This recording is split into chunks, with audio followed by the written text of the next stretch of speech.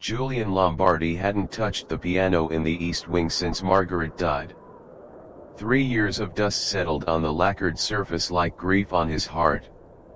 Control was all he had left, meticulously scheduled days, spreadsheets that balanced to the penny, a household that ran with mechanical precision. His son Leonardo moved through their mansion like a ghost, hollow-eyed and silent since his mother's passing. Until that Wednesday afternoon.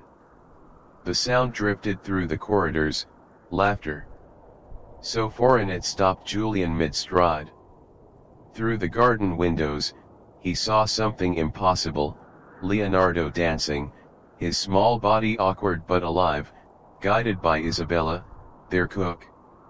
In that moment, Julian felt something crack inside him, rage, jealousy, confusion. This stranger had reached his son when he couldn't. Had made him laugh when he couldn't. What Julian discovers next will force him to confront the walls he's built, not to keep the world out, but to keep himself from feeling anything at all.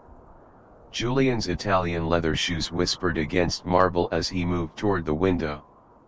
The autumn light spilled across the garden, painting everything in amber and gold.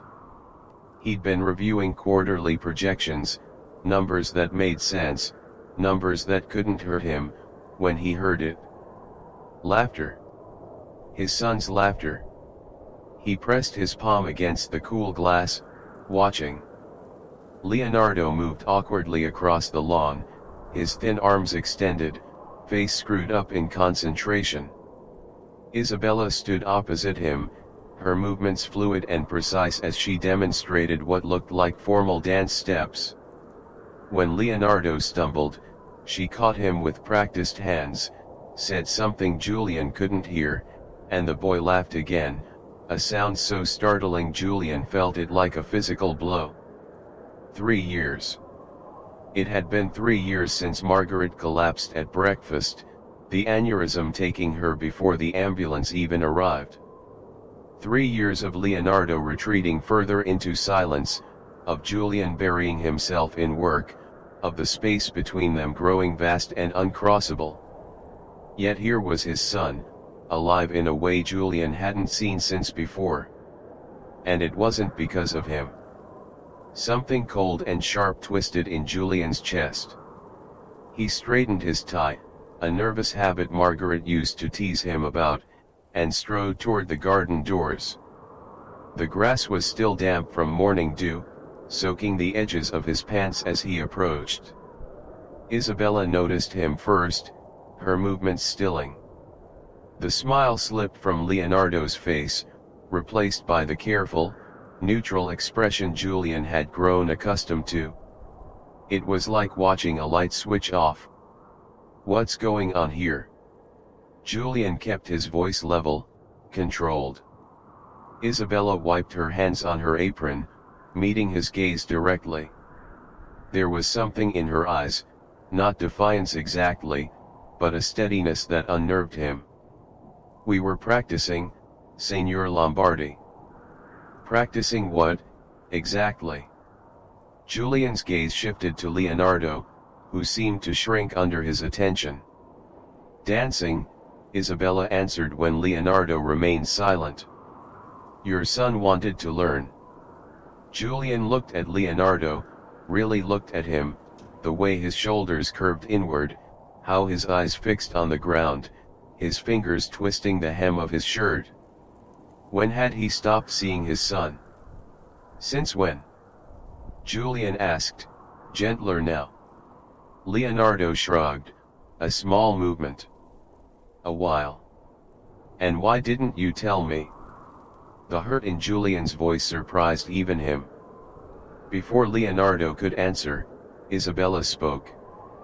"Because he had no one to practice with." The words landed like a slap. Julian's jaw tightened. Who was this woman to speak for his son? To imply what she was implying? "This isn't your job," he said coldly. "No, it isn't," Isabella agreed without hesitation. "Then why are you doing it?" She crossed her arms, her expression unreadable. Because he asked me to. Julian turned to Leonardo. Is that true? A nod. Small but unmistakable. Something shifted in Julian then, a realization that there were things happening in his own home, with his own son, that he knew nothing about. The thought was intolerable. I need to speak with you alone, he told Isabella, his tone leaving no room for argument. As they walked toward the house, Julian glanced back. Leonardo stood alone on the lawn, small and still, watching them go. The boy lifted his hand in a tiny wave to Isabella. She nodded once in return, a silent reassurance. Julian pretended not to notice the tightness in his throat. Julian's office was a monument to order. Awards and certificates hung at precise intervals, books arranged by height and subject, not a paper out of place. He settled behind his desk, the leather chair creaking softly as he opened his laptop. Isabella Ruiz. 6 months ago, she'd been just a name on an application. Excellent references. Clean background check. Professional demeanor during the interview. Nothing remarkable, which was exactly what he'd wanted. Someone competent who would stay in the background, preparing meals, keeping to herself. Not someone who would insert herself into his son's life. Julian's fingers hovered over the keyboard. What did he really know about her? He typed her name into a search engine, adding background and history. Standard results appeared, social media profile set to private, a few mentions in community newsletters from her previous positions. Nothing suspicious. Nothing revealing. He sat back, drumming his fingers against the polished mahogany. There was something about the way she'd moved in the garden, a precision, a grace that seemed at odds with someone who spent their days in a kitchen. It nagged at him, a loose thread he couldn't help but pull. On impulse, he added dance to the search. The results changed. Buried several pages deep, he found it, a 7-year-old article from a Toronto arts magazine. The headline made his breath catch, Rising Ballet Star's Mysterious Exit Leaves Questions. The photo loaded slowly, pixel by pixel revealing a younger Isabella in a white costume, her body curved in an impossible arc, suspended mid-leap on a grand stage. Her face was transformed, radiant, passionate, alive in a way he'd never seen in his kitchen. Julian leaned closer, scanning the article. Isabella Ruiz, described as one of Canada's most promising talents, had been on the verge of international recognition. Principal roles with the National Ballet of Canada at just 22. Scholarships. Awards. Then, without explanation, she vanished from the stage. No interviews. No farewell performances. Simply gone. Julian closed the laptop slowly, the soft click loud in the quiet room. Outside, rain had begun to fall, pattering against the windows, blurring the garden into watercolor smudges. Why would someone with that kind of talent, that kind of future, end up here? Cooking meals in his kitchen, living in the small apartment above his garage? More importantly, why was she teaching his son to dance? He found her in the kitchen, chopping vegetables with the same precise movements he now recognized as those of a dancer. The knife moved in a steady rhythm, her posture perfect even in this mundane task. She looked up as he entered, her expression carefully neutral. Signor Lombardi. Julian didn't waste time. He placed his tablet on the counter, the article displayed. Care to explain this? For a brief moment, surprise flickered across her face, a crack in her composure. She looked from the screen to him, something shifting behind her eyes. "You've been investigating me," she said. "Not a question." Julian didn't flinch.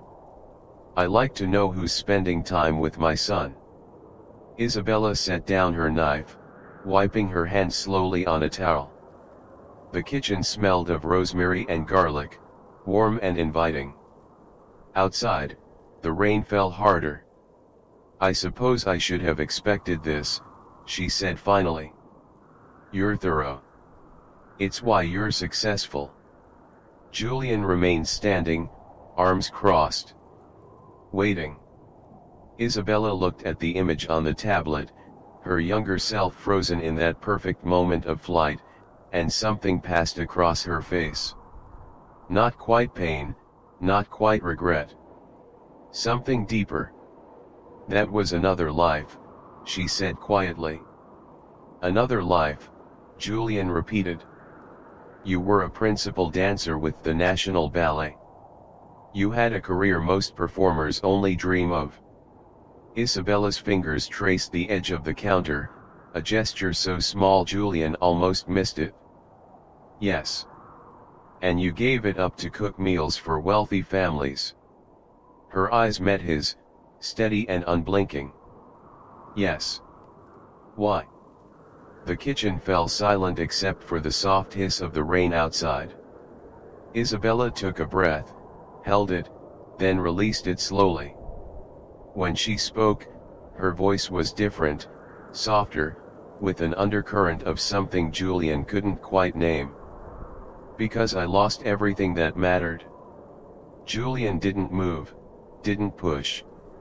Years of negotiations had taught him the power of silence. Isabella looked past him, to some distant point only she could see. "When I was 22, dance was everything to me.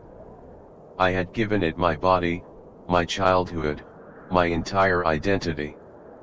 A small, bitter smile touched her lips. "I was going to be extraordinary. Everyone said so." She moved to the window, watching the rain trace patterns down the glass. "And I wasn't alone. Adrian was a dancer too. We had trained together since we were children at the National Ballet School. We pushed each other, challenged each other. Fell in love somewhere along the way." Julian noticed how her right hand unconsciously touched the bare ring finger of her left. "We were offered contracts with the Royal Ballet in London. It was everything we had worked for. 2 weeks before we were supposed to leave, Adrian went for a morning run." Her voice remained steady, but Julian saw how her shoulders tensed, bracing against what came next. A delivery truck ran a red light on Bloor Street. The driver was texting. She said it simply, factually. Adrian died instantly. The rain filled the silence between them. Julian remained still, watching her profile against the gray light from the window. "I performed the night I buried him," she continued, her voice distant now. "Danced the role we were supposed to dance together. The critics called it transcendent. Said my grief had transformed my dancing into something sublime." Her laugh was hollow, empty of humor. As if his death was just inspiration. A creative tool. She turned back to Julian, and he was struck by the clarity in her eyes, not tears, but a hard-won composure. "I walked off stage that night and never went back. Couldn't bear to hear the music, feel the movement. It was like my body remembered joy when all I felt was emptiness." Julian swallowed, unexpected emotion tightening his throat. "And cooking. My grandmother taught me when I was young. Before dance consumed everything." Isabella shrugged slightly. "It was something I could do with my hands. Something that fed people. Something real." She looked directly at him now. "I've worked for 3 families since then. Kept to myself. Done my job. Until Leonardo. Julian felt something defensive rise in him. What about my son? Isabella's expression softened, just slightly. He asked me to teach him to dance. Said his mother used to dance with him when he was small. Julian's breath caught. Margaret twirling with Leonardo in the living room, their laughter filling the house. A memory he'd buried because it hurt too much to hold. Why did you say yes? He asked, his voice rougher than he intended. Isabella hesitated, weighing her words. Because when he asked, it was the first time I'd seen anything in his eyes besides sadness. She paused. And because sometimes, Signor Lombardi, the things that break us are also the only things that can put us back together. Julian stood very still, feeling something shift inside him, a foundation cracking, letting light into places long dark. He smiles when he dances, Isabella added quietly. Have you seen him smile since she died? The question hung between them, unanswered because they both knew the truth. 3 days passed before Julian spoke to Isabella again. 3 days of watching from doorways and windows as she taught Leonardo in the garden. 3 days of seeing his son's face transform during those lessons, focused, determined, occasionally breaking into that startling smile that made Julian's chest ache. 3 days of remembering Margaret. He found Isabella in the library late one evening, reaching for a book on a high shelf. She turned at the sound of his footsteps, her expression guarded. Signor Lombardi. Julian gestured to the book in her hand, a collection of Yeats' poetry. I didn't know you read poetry. There's a lot you don't know about me. No defiance in her voice, just simple truth. Julian nodded, moving to the window that overlooked the darkened garden. I've been watching you with Leonardo. I know. Of course she did. Julian had never been subtle in his surveillance. He's improving, Julian said. He works hard. Julian turned to face her. Why dance? Of all things, why would he choose this? Isabella considered the question, placing the book on a nearby table. Children often reach for what they've lost. Or what they never had. He had everything, Julian said, more sharply than he intended. Did he? Her question was gentle but direct. When was the last time you played with him, Signor Lombardi? The last time you did something simply because it brought joy. Julian opened his mouth to respond, then closed it. The answer shamed him. I give him structure, he said finally. Stability. Since Margaret died. Structure isn't enough, Isabella interrupted. Neither is stability. Children need wonder, Signor Lombardi. They need to feel alive. And dance does that for him. Julian asked, genuinely wanting to understand. Dance does that for him, she confirmed.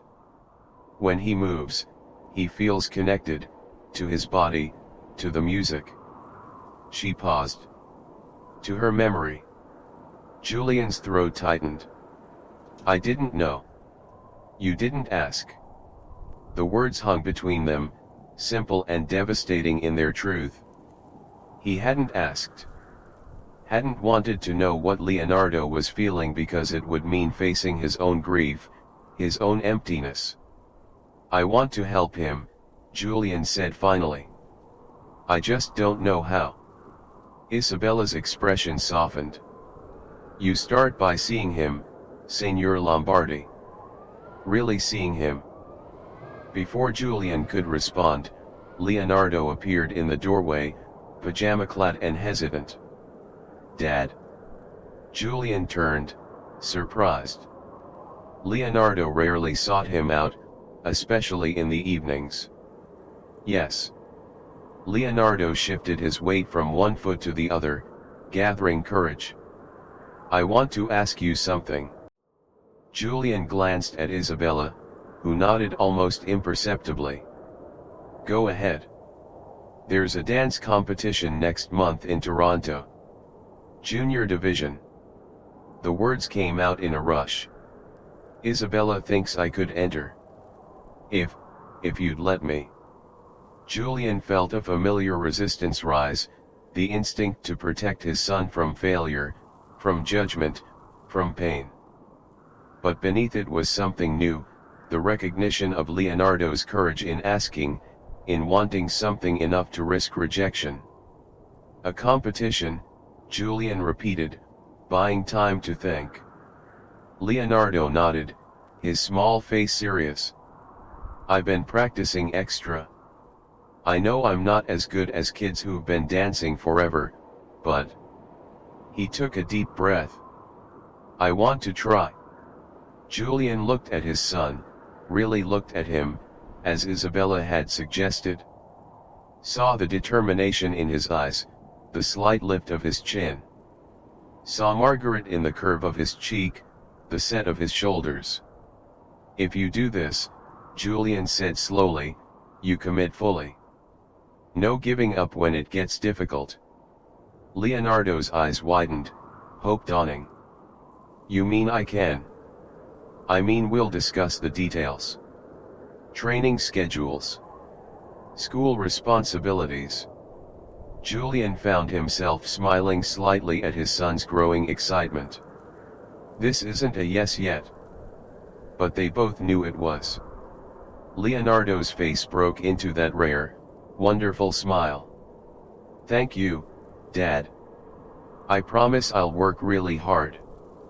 As Leonardo raced back upstairs, too excited to remember he was supposed to be in bed, Julian turned to Isabella. She was watching him with an expression he couldn't quite read. "What?" he asked.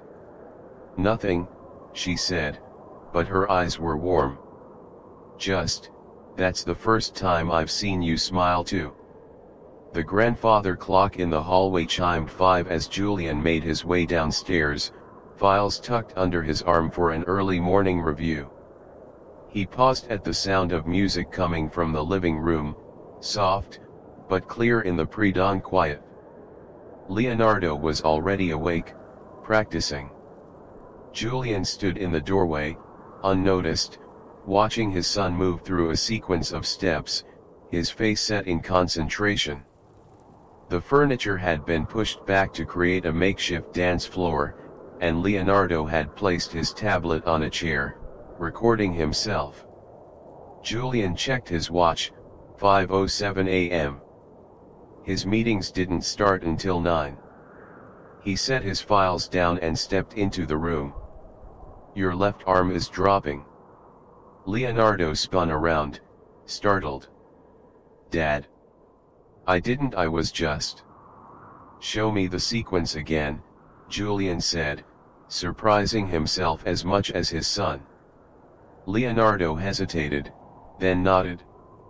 He restarted the music, something classical Julian vaguely recognized, and began the movement. Julian watched with new eyes, seeing not just his son's awkward limbs but the potential in each motion, the determination behind each step. "Here," Julian said, stepping forward. "May I?" Leonardo nodded, eyes wide.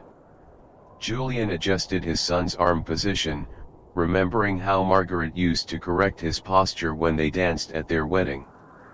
"Keep tension here," he demonstrated. "But relaxed here. You know about dancing?" Leonardo asked, amazement in his voice. Julian smiled slightly. "Your mother taught me enough to not embarrass myself at charity galas."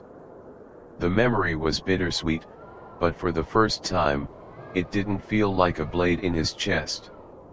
"Try again." They worked together until the sun rose, golden light spilling across the hardwood floors. When Isabella arrived at 6:30 to begin breakfast preparations, she found them still at it, Julian demonstrating a turn, Leonardo attempting to copy the movement.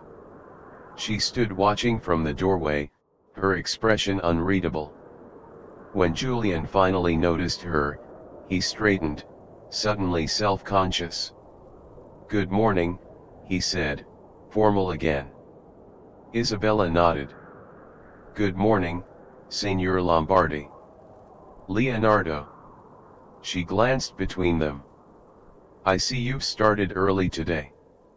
"Dad's helping me with my turns," Leonardo said, breathless and flushed with exertion. "Did you know he used to dance with Mom?"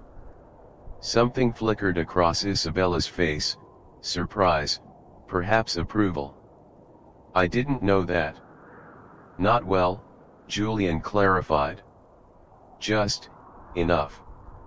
"Sometimes enough is perfect," Isabella said quietly. The weeks that followed transformed the Lombardi household. Julian rearranged his schedule to attend Leonardo's practice sessions when possible. The dining room table became covered with sketches of dance sequences. Isabella's role expanded from instructor to choreographer, working with Leonardo to create a piece that showcased his growing skills while acknowledging his limitations. Julian found himself drawn into their world, offering suggestions, researching the competition, even helping Leonardo select music. One evening, he discovered Isabella in his home office, browsing his vinyl collection. "Signor Lombardi," she said, straightening. "I was looking for something for Leonardo's routine. He mentioned you had classical recordings." Julian moved to the shelves, fingers skimming over album spines. "What kind of feeling are you looking for?" Isabella considered. "Something with resilience. Strength that comes after struggle." Julian pulled out a record, handling it with care. Rachmaninoff's Piano Concerto No. 2. He wrote it after recovering from a deep depression. Couldn't compose for years, then created this. Their fingers brushed as he handed her the record, a momentary contact that Julian felt with unexpected intensity.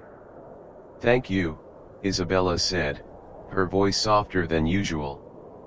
"This might be perfect." As the competition approached, Leonardo's determination intensified. Julian found him practicing late one night, repeating the same sequence over and over, frustration evident in every movement. "You should be in bed," Julian said from the doorway. Leonardo turned, wiping sweat from his forehead.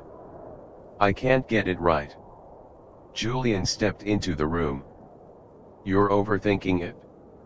"I have to get it perfect," Leonardo insisted. "The other kids have been dancing for years. They'll laugh at me if I mess up." Julian recognized the fear behind his son's words, not just of failure, but of judgment. Of not being enough. It was a fear he knew intimately. "Come here," Julian said, gesturing to the sofa.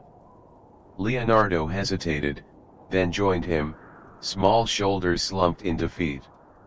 "Your mother wasn't a perfect dancer," Julian said quietly. "But she was magnificent to watch." "Do you know why?" Leonardo shook his head. "Because she danced with joy. With heart." Julian placed his hand over his son's chest. "That's something you can't practice. Either you feel it or you don't." "But what if I'm not good enough?" Leonardo's voice was small. Julian looked at his son, really looked at him, and saw not just Margaret's features but his own fears reflected back. "Listen to me, Leonardo. There will always be someone more technically skilled. Someone who jumps higher or turns faster. But no one else can dance like you, with your heart, your story." Leonardo leaned against him, a gesture of trust that made Julian's throat tight. "I'm scared, Dad." Julian put his arm around his son's shoulders. "I know. Being scared is part of doing something that matters. The email arrived on a Tuesday, 2 weeks before the competition. Julian found Leonardo at the breakfast table, staring at his tablet, face pale. "What is it?" Julian asked, setting down his coffee. Leonardo pushed the tablet across the table wordlessly.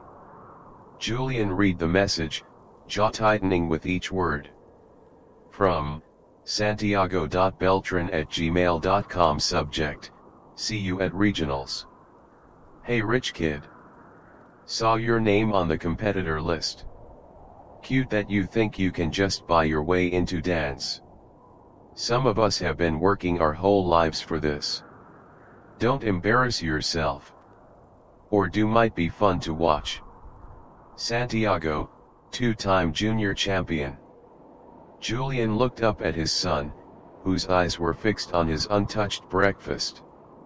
Leonardo. He's right, Leonardo said quietly. I've only been dancing a few months. Everyone else has been training for years. Julian considered his response carefully. His instinct was to call the competition organizers, to demand that Santiago be reprimanded for intimidation. To protect his son. But he recognized something in Leonardo's expression, not just hurt, but a question. A test of sorts. Do you know why people try to intimidate others before a competition? Julian asked. Leonardo shook his head. Because they're afraid. Julian turned the tablet around, pointing to the message. This Santiago wouldn't bother writing to you if he didn't see you as a threat. Leonardo looked up, skepticism clear in his eyes. Me? A threat? You have something he doesn't, Julian said. Something he recognizes and fears. What? Julian thought of Isabella's words about Leonardo's dancing, about the way his son transformed when he moved to music. Authenticity. Heart. You don't dance to win trophies, you dance because it speaks to something inside you. Leonardo considered this, a small crease forming between his eyebrows, the same expression Margaret had when she was thinking deeply. Should I write back? He asked finally. Julian shook his head. The best response isn't a message. It's your performance. That evening, Julian found Isabella in the garden, sitting on a stone bench beneath the oak tree. The setting sun cast long shadows across the lawn, turning everything golden. May I join you? He asked. Isabella nodded, moving slightly to make room. They sat in comfortable silence for a moment, watching the light fade. Leonardo received an email today, Julian said finally. From another competitor. Santiago Beltran. Isabella's expression darkened. What did it say? Julian summarized the message. Isabella's hands tightened in her lap, the only sign of her anger. Santiago has a reputation, she said. Talented, but... She shook her head. His father is worse. Pushes him relentlessly. I've seen them at competitions, nothing is ever good enough. Julian felt a chill of recognition. How good is he? Technically? Very. But there's no joy in his dancing. No heart. Isabella looked at Julian directly. Leonardo has what Santiago has spent years trying to achieve, and Santiago knows it. Which is the ability to move people. Her voice softened. To make them feel something. Julian thought about this, about the way Leonardo's face transformed when he danced, how for those moments, he seemed fully alive in a way he hadn't been since Margaret died. He's nervous, Julian admitted. After that email. Isabella nodded. Of course he is. But nerves are just energy. They can fuel a performance if channeled properly. And if they overwhelm him. She turned to face him fully. Then he'll learn something valuable about himself. About resilience. Julian felt a flicker of irritation. That's easy for you to say. He's not your son. Isabella's expression didn't change, but something shifted in her eyes. No, he's not. But I know what it's like to stand on that stage feeling like your entire worth as a person depends on the next 3 minutes. She paused. It doesn't. That's the lesson he needs most, whether he wins or loses. Julian looked away, watching the last light fade from the sky. Stars were beginning to appear, distant and cold. I don't want him to be hurt, he said quietly. I know. Isabella's voice was gentle. But you can't protect him from that. No one can. In the silence that followed, Julian felt something shift between them, a new understanding, a shared concern for Leonardo that transcended their different roles in his life. Will you help him prepare for Santiago? Julian asked finally. Not just technically, but mentally, Isabella finished for him. Yes. We'll work on focusing his energy, on dancing for himself rather than the judges. She smiled slightly. Or Santiago. Julian nodded, relieved. Thank you. As they sat together in the gathering darkness, Julian realized with sudden clarity that somewhere along the way, Isabella had become more than an employee.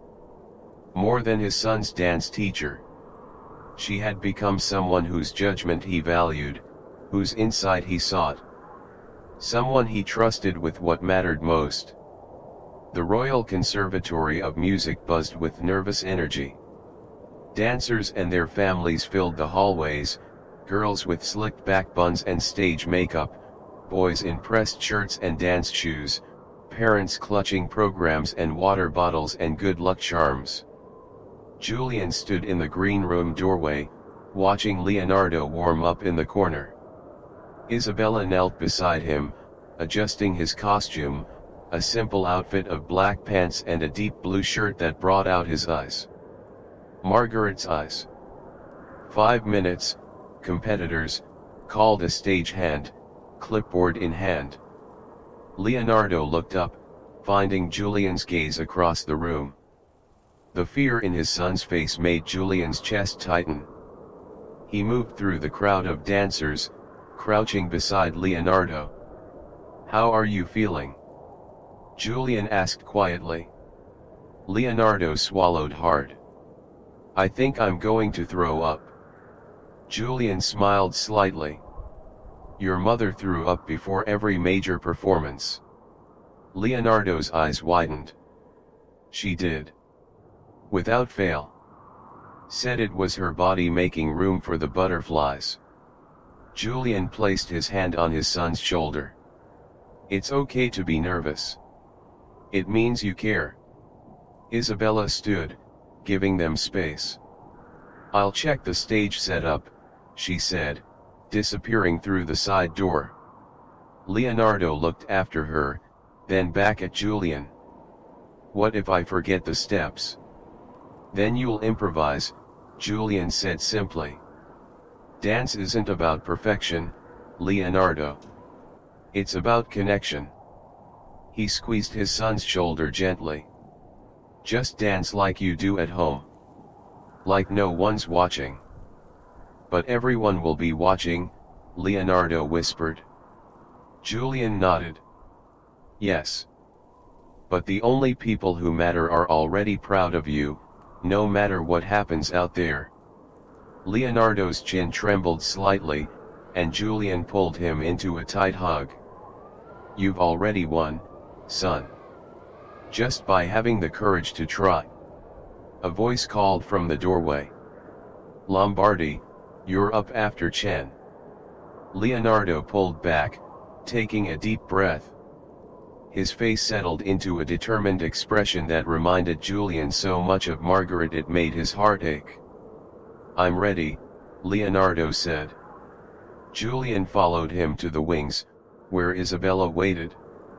She straightened Leonardo's collar, her movements precise and calm. "Remember," she said softly, "the music is inside you. Let it carry you." On stage, a young girl finished her routine to enthusiastic applause. As she exited, she passed Leonardo with a whispered good luck. "Next performer," announced the MC, Leonardo Lombardi. Leonardo stepped onto the stage, looking impossibly small under the bright lights. He took his position at center stage, head bowed, waiting for the music to begin. Julian held his breath. The first notes of Rachmaninoff filled the theater, haunting, delicate, building slowly. Leonardo began to move, his initial steps hesitant but gaining confidence with each measure. Julian watched, transfixed, as his son transformed before his eyes. The nervousness fell away, replaced by something else, a focused intensity, a connection to the music that made each movement seem inevitable, necessary. In the audience, people leaned forward in their seats. This wasn't the most technically precise performance of the day, Leonardo's turns weren't as sharp as some, his extensions not as high, but there was something in his dancing that commanded attention. Something raw and honest that reached beyond technique. Julian glanced at Isabella beside him. Tears shimmered in her eyes as she watched, her lips moving slightly, following each count, each breath of the routine she had created with Leonardo. The music swelled toward its climax. Leonardo prepared for the most difficult sequence, a combination of turns and a leap that had given him trouble for weeks. Julian's hands tightened into fists at his sides, willing his son to succeed. Leonardo gathered himself, turned once, twice, and then launched into the air. For a suspended moment, he seemed to hang there, arms outstretched, face lifted to the lights. Then he landed, not perfectly, but solidly enough to continue without faltering. The music drew to its conclusion, the final notes resonating through the theater as Leonardo struck his ending pose, one arm extended toward the audience, the other pressed to his heart. The gesture was simple but eloquent, an offering and a declaration. Silence hung for a breath, then two. Then applause erupted, washing over the stage in waves. Leonardo's face broke into a smile of pure, unguarded joy as he bowed. Julian found himself on his feet, clapping until his hands hurt, throat tight with an emotion too big to name. Beside him, Isabella wiped tears from her cheeks, her smile radiant with pride. As Leonardo exited the stage, he ran straight to them, breathless and flushed. "I did it," he gasped. "I actually did it." Julian pulled him into a fierce hug. "You were magnificent," he whispered into his son's hair. "Absolutely magnificent." Over Leonardo's shoulder, his eyes met Isabella's. In that moment, something passed between them, a shared recognition of what they had witnessed, of the transformation they had helped create. Of the miracle that was this boy, dancing his heart out on that stage. They sat in the auditorium for the remaining performances, Leonardo between Julian and Isabella, still flushed with the afterglow of his dance. When Santiago Beltran took the stage, Julian felt his son tense beside him. Santiago was everything his reputation promised, technically flawless, each movement executed with precision and control. His routine was complex, demanding, impressive. But as Julian watched, he understood what Isabella had meant.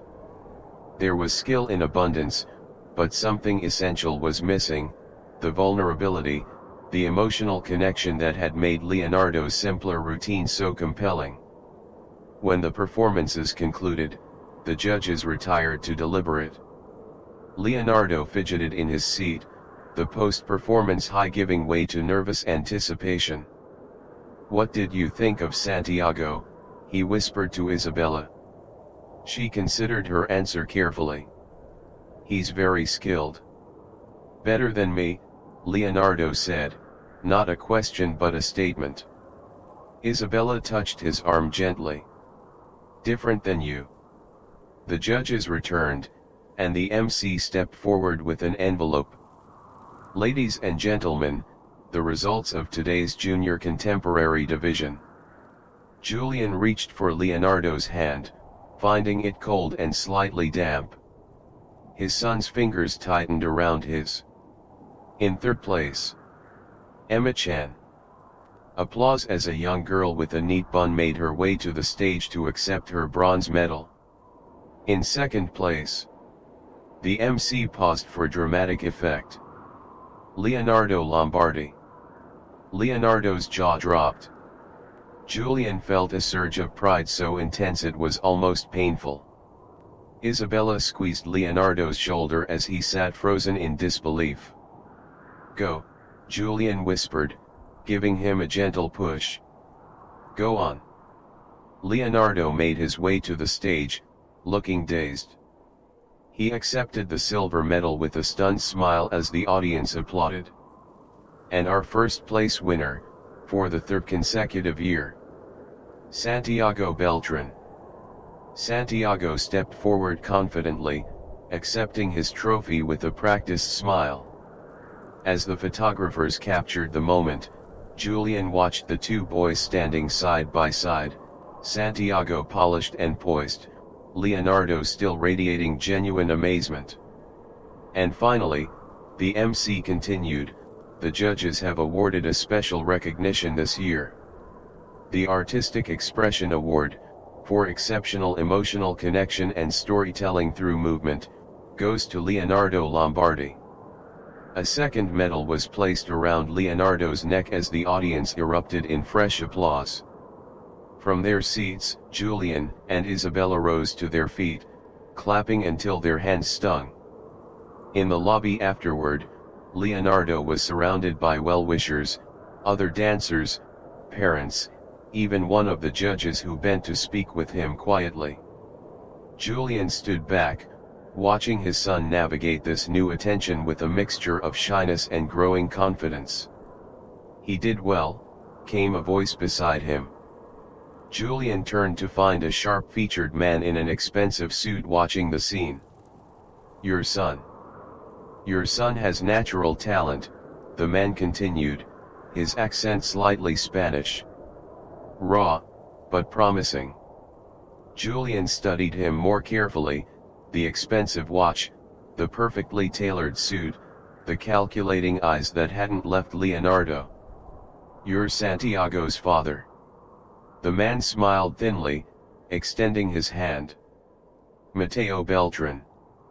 And you're Julian Lombardi, the real estate developer." They shook hands, a brief, firm exchange. "Your son dances very well," Julian offered. "His technique is impressive." Matteo nodded, accepting the compliment as his due. 8 years of training, 6 days a week. Excellence requires sacrifice. Julian thought of Leonardo's laughter in the garden with Isabella, the joy on his face as he danced. Yes, but not at the expense of childhood, surely. Something flickered in Matteo's eyes, irritation, perhaps defensiveness. Santiago has won 3 consecutive championships. The sacrifice has paid off. Before Julian could respond, Santiago appeared at his father's side, trophy clutched in one hand. Up close, Julian could see the tension in the boy's shoulders, the careful way he positioned himself beside Matteo, not too close, not too far. "Congratulations," Julian said to him directly. Santiago glanced at his father before responding. "Thank you, sir. Your technique is extraordinary," Julian continued. "How long have you been dancing?"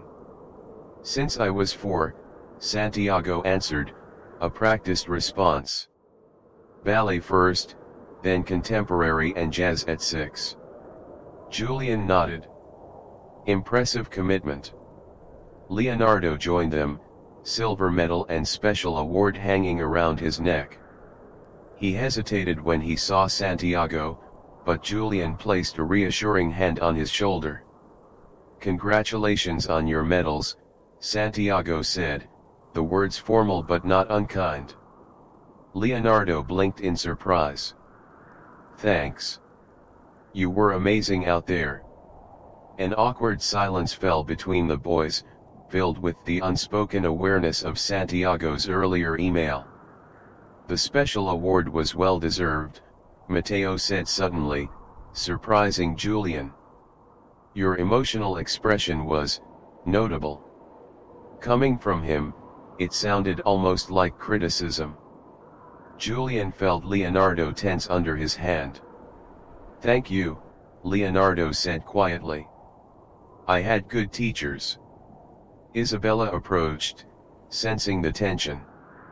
"Leonardo, they're asking for the medalists for photographs." Santiago's eyes widened slightly at the sight of her. "You're Isabella Ruiz," he said, recognition clear in his voice. "You danced Giselle with the National Ballet." Isabella's expression remained neutral, but Julian saw the surprise in her eyes. "That was a long time ago. My coach showed us videos of your performances," Santiago continued, animation entering his voice for the first time. "Your Act 2 variation was used as a teaching example at my studio." A faint color touched Isabella's cheeks. "I'm flattered." Matteo studied Isabella with new interest. "So you're teaching now?" The question carried a subtle note of judgment, as if teaching were a step down from performing. "I'm sharing what I know," Isabella replied evenly. "With students who value the art, not just the accolades." The pointed comment wasn't lost on Matteo, whose expression hardened. "Santiago, we should go. We have an early flight tomorrow." As they turned to leave, Santiago glanced back at Leonardo. "See you next competition." Leonardo straightened slightly. "Definitely." When they were gone, Leonardo looked up at Julian, his expression thoughtful. "He's different than his message." Julian nodded. "People often are." "He seemed, I don't know, not as happy as I thought he'd be." "About winning?" Julian exchanged a glance with Isabella, who had observed the entire interaction with quiet attention. "Winning isn't everything, Leonardo," she said gently. "Sometimes it can become a cage of its own." Later, as they drove home through the darkening city, Leonardo dozed in the back seat, medals still hanging around his neck. Julian glanced at Isabella beside him in the passenger seat, her profile illuminated by passing streetlights. "Thank you," he said quietly, not wanting to wake his son. "For everything you've done for him." Isabella turned to him, her expression soft in the dim light. "He did the work. I just showed him the way." "No," Julian shook his head slightly. "It was more than that. You saw something in him that I missed. Something I should have seen." Isabella was quiet for a moment, considering her words. "Grief changes how we see, Signor Lombardi. It narrows our vision. Sometimes we need someone outside to widen the lens again." Julian thought about this as they drove through the night, the city giving way to suburbs, then to the winding road that led to their home. About how losing Margaret had made him clutch tighter to control, to order, to the illusion that if he managed everything perfectly, nothing else could be taken from him. And in doing so, he had nearly missed the miracle happening right before his eyes, his son finding his way back to joy through the very thing Julian had been afraid to face. Through movement. Through expression. Through feeling. At home, Julian carried the sleeping Leonardo to his bedroom, carefully removing the medals and placing them on the nightstand where they caught the moonlight streaming through the window. He stood watching his son for a moment, this boy who had shown more courage in stepping onto that stage than Julian had managed in 3 years of grief. Downstairs, he found Isabella in the kitchen, making tea. She handed him a cup without asking, as if she'd known he would join her. "What happens now?" Julian asked, leaning against the counter. Isabella looked at him over the rim of her cup. "That depends on Leonardo. If he wants to continue, there are other competitions. More training. And if he doesn't?" She shrugged slightly. "Then he found what he needed in this experience, and that's enough." Julian nodded, understanding. "And you? Will you stay?" The question hung between them, weighted with more than just its surface meaning. Isabella held his gaze, something shifting in her eyes. "I was hired as a cook, Signor Lombardi," she said quietly. "That position still needs filling, regardless of Leonardo's dancing. And if I asked you to stay for other reasons?" Julian's voice was low, the question surprising even himself. Isabella set down her cup, her expression unreadable. "What other reasons would those be?" Before Julian could answer, a small voice came from the doorway. "Dad." They both turned to find Leonardo standing there, hair tousled from sleep, medals clutched in his hand. "I had a dream," he said, rubbing his eyes. "About Mom. She was watching me dance today." Julian crossed to his son, kneeling to meet his eyes. "I think she was, my Joe. I really think she was." Leonardo leaned against him, small and warm and alive. "I'm going to keep dancing," he whispered. "Is that okay?" Julian held his son close, feeling something break open inside him, not in pain this time, but in release. In letting go.